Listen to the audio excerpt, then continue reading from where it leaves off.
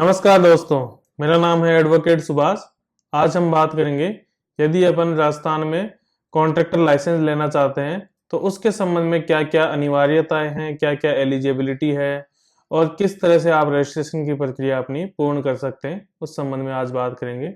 तो मुख्य रूप से राजस्थान गवर्नमेंट के जो भी टेंडर निकलते हैं वो tender PWD, PhD department, irrigation department आदि डिपार्टमेंट अलग अलग बने हुए हैं, वो अपने टेंडर निकालते हैं। उन टेंडरों में पार्टिसिपेट करने के लिए आपका उस संबंधित डिपार्टमेंट में रजिस्ट्रेशन होना अनिवार्य होता है। तो आज हम मुख्य रूप से बात करेंगे सिविल कॉन्ट्रैक्टर की डबल ए क्लास कैटेगरी की। डबल ए क्लास कैटेगरी के अंदर यदि आप रजिस्ट्रेशन करवाना चाहते हैं तो आपका सबसे पहले एलिजिबिलिटी देखा जाता है। एलिजिबिलिटी में आपने पिछले 3 सालों में 2 वर्क कंप्लीशन सर्टिफिकेट ऐसे हो आपके पास में जिनकी वैल्यू आपने 1 करोड़ से ऊपर की अचीव करी हो, वो आपने काम करके कंप्लीशन सर्टिफिकेट आपने अचीव करे हो। दूसरी बात करते हैं सिक्योरिटी डिपॉजिट की। Security deposit double A class category के लिए 12 लाख रुपए की सिक्योरिटी डिपॉजिट करवानी होती है, जो लिक्विड एफडीआर के रूप में आपको संबंधित डिपार्टमेंट में देनी होती है।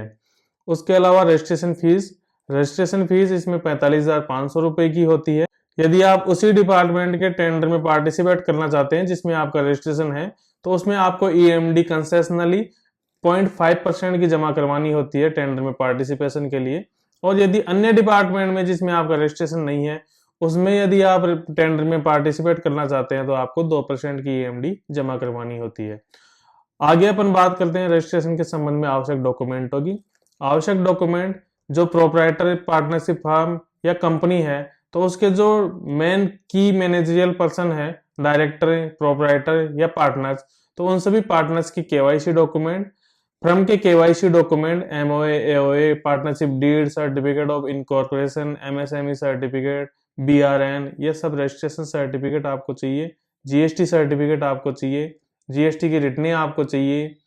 और आपको आपका जो एलिजिबिलिटी के हिसाब से इंजीनियर को रखना होता है तो इंजीनियर का एफिडेविट, इंजीनियर के डॉक्यूमेंट आपको चाहिए।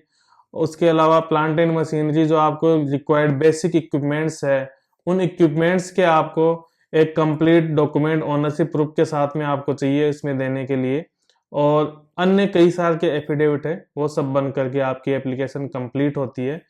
एप्लीकेशन कंप्लीट होने के बाद में उसको पहले ऑनलाइन किया जाता है। ऑनलाइन करने के बाद में कंप्लीट डॉक्यूमेंटों के साथ में उस एप्लीकेशन को ऑफलाइन संबंधित रजिस्ट्रार के पास में सबमिट किया जाता है। रजिस्ट्रेशन के लिए जो एग्जीक्यूटिव इंजीनियर है वो आपके कंप्लीट डॉक्यूमेंट्स की प्री स्क्रूटनी करता है, उसके बाद में आपकी रजिस्ट्रेशन की प्रक्रिया को आगे बढ़ाता है। यदि उसको उसमें कुछ डॉक्यूमेंटों की और नीड होती है तो वो आपसे डिमांड करता है वो ये डॉक्यूमेंट आप और दो, तो वो डॉक्यूमेंट आप जैसे प्रेजेंट करते हैं तो उस अकॉर्डिंगली आपका रजिस्ट्रेशन की प्रक्रिया आगे बढ़ती है। और रजिस्ट्रेशन की प्रक्रिया जो डबल ए क्लास कैटेगरी के कॉन्ट्रैक्टर हैं उनके लिए चीफ इंजीनियर के पास में अप्रूवल के लिए जाती है।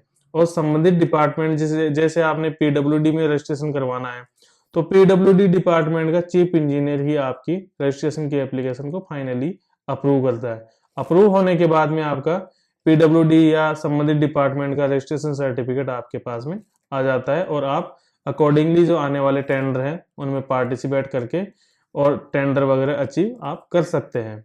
तो इसी तरह से अपन आगे बात करेंगे ए क्लास, बी क्लास, सी क्लास और डी क्लास कॉन्ट्रैक्टर लाइसेंस के संबंध में। तो उनकी किस तरह से प्रक्रिया रहेगी, उनमें क्या डॉक्यूमेंट्स है, उनके क्या एलिजिबिलिटी क्राइटेरिया है, तो वो सब प्रक्रिया की भी अपन बात करेंगे। तो बने रहिए हमारे आगे के वीडियो के लिए। धन्यवाद। और अधिक जानकारी यदि आप जानना चाहते हैं तो आप हमारी वेबसाइट के लिंक के थ्रू आप हमारे ब्लॉग पे भी जा सकते हैं और वहां पे आप पीडब्ल्यूडी रजिस्ट्रेशन के संबंध में अधिक जानकारियां और पा सकते हैं। धन्यवाद।